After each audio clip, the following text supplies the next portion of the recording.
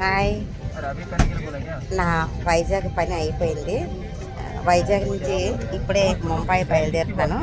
ఇదిగో ఫ్లైట్లో ఉన్నాను నేను. ఫ్లైట్ లోపలంతా ఎలా ఉంటుంది మీలో చాలామందికి తెలుసు. ఫ్లైట్ చాలాసార్లు ఇక్కడ ఫ్లైట్ లోపల ఎలా ఉంటుంది అంతా కూడా అలాగ అక్కడ లగేజ్ అది పెట్టుకోవడానికి ఉంటుంది. ఇలాగ జనాలంతా ఎక్కి బస్సులో ఎలా అయితే అలాగే ఎవరి సీట్లో వాళ్ళు కూర్చుంటారు. వెళ్ళి నాకు లక్కీగా ఎప్పుడు లేదు, ఈసారి ఫ్రంట్ సీట్ వచ్చింది. ఇదిగో ఫ్రంట్లోనే నాకు దొరికింది.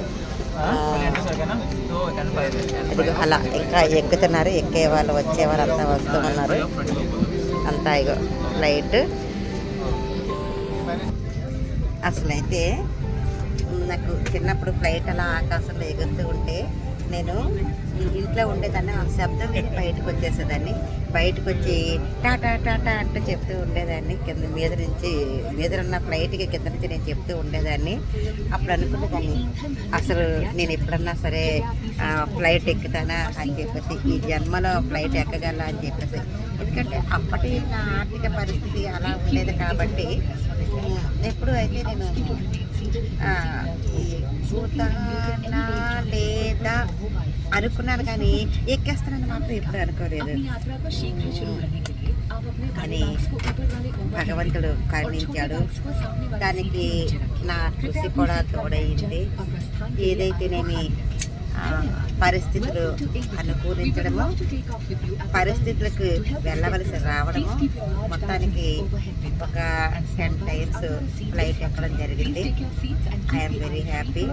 నేను చిన్నప్పుడు అనుకునేదాన్ని, కింద నుంచి నేను టాటా చెప్తుంటే ఫ్లైట్కి లోపల నుంచి మీద నుంచి ఎవ్వరూ టాటా చెప్పట్లేదు ఏంటని చెప్పేసి, నేనైతే ఫ్లైట్ ఎక్కాక పాపం కింద నాలాగారన్నా టాటా చెప్తూ ఉంటే వాళ్ళకి నేను మీద నుంచి టాటా చెప్తానని అనుకునేదని. కానీ అలా కుదరదు. ఇక్కడ మొత్తం క్లోజ్ చేసి ఉంటాయి కిటికీలు, అవి తీరు. నేను అనుకునేది కిటికీ ఉంది కదా, కిటికీ తీస్తే బాగుండేదని చెప్పేసి. తెలుసు కదా మీకు అందరికీ, ఇప్పుడు అంటే నా చిన్నతనం పరిస్థితుల్లో నేను అలా అనుకునేదాన్ని. కిటికీలు తీస్తే గాలి వచ్చే విమానానికి ఎంత ప్రమాదం అంటే అందరికీ తెలిసిందే కదా. సో నేను ఫ్లైట్ ఎక్కాను. మరి మీలో చాలామంది ఎక్కే ఉంటారు. ఇంకా ఎక్కని వాళ్ళు ఎవరన్నా ఉంటే, ముఖ్యంగా నేను ఈ వీడియోస్ చేసేది మా స్టూడెంట్స్ని ఉద్దేశించి చేస్తూ ఉన్నాను కాబట్టి వాళ్ళు తప్పకుండా మీరు ఫ్లైట్ ఎక్కే అవకాశం భగవంతుడు ఇవ్వాలని కోరుకుంటాను. ఎందుకంటే మనం ఫ్లైట్ ఎక్కాలంటే ముఖ్యంగా ఉండాల్సింది టికెట్ డబ్బులు.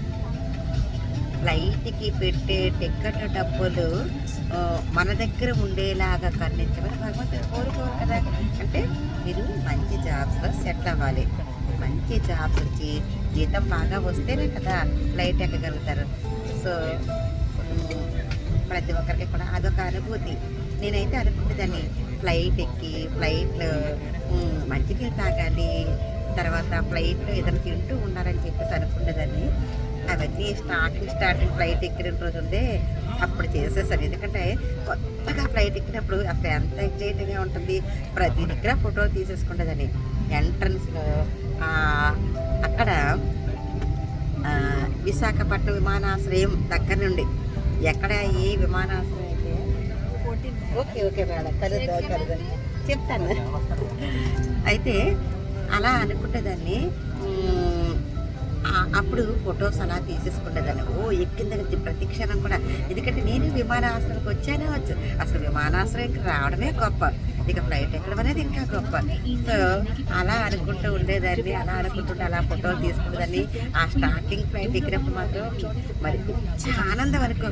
ఎందుకంటే ఎప్పుడు కూడా మనం ఒక దారి తలుచుకుంటూ ఉంటే అది అసలు మనకు దక్కుతుందా దక్కదా, మనం అది రీచ్ అవ్వగలమా లేదా అనుకునే సమయంలో అది మనకు దక్కి రీచ్ అయితే అప్పుడు పొందే అంత బాగుంటుంది కదా. మీరు ఫేస్ చేసే ఉంటారులే. సో అలాగా నేను తీసుకురాను. ఇప్పుడైతే ఇది చెప్పాను కదా, ఇది 10వ సారి అయినా సరే ఎక్కడో కాబట్టి అంత ఎగ్జైట్మెంట్ లేదు. కానీ అప్పుడు ఎక్కినప్పుడు నేను ఇలాగ నా స్టూడెంట్స్ కోసం అప్పుడు నేను సర్వీస్లో ఉన్నాను. సో అప్పుడు నేను ఎప్పుడు మీకు కలుస్తూ ఉండేదని, ప్రతి విషయం మీతో మాట్లాడుతూ ఉండేదాన్ని. కాబట్టి ఇలా వీడియో తీసే అవకాశం నాకు రాలేదు. ఇప్పుడు నేను మీకు దూరం చెప్పాను కదా, రిటైర్ అయ్యాను, మీకు దూరంగా ఉంటాను, మీకు ఎన్నో విషయాలు చెప్పాలనుకుంటున్నాను. నేను పొందే ప్రతి అనుభూతి కూడా ఒక కొత్త విషయం నాకు తెలిసింది కానీ మీకు చెప్పాలనుకుంటున్నాను కాబట్టి చెప్తున్నాను. ఓకే, మీ అందరికీ కూడా ఆల్ ది బెస్ట్. ప్రతి ఒక్కరు కూడా జీవితంలో అందరూ అనుకుంటారు ఒక్కసారైనా లైఫ్లో ఆ విమానం ఎక్కాలని చెప్పేసి అనుకుంటారు. వీళ్ళందరికీ కూడా అలాంటి అవకాశం రావాలని, భగవంతుడి అవకాశం ఇవ్వాలని కోరుకుంటాను. Okay, bye.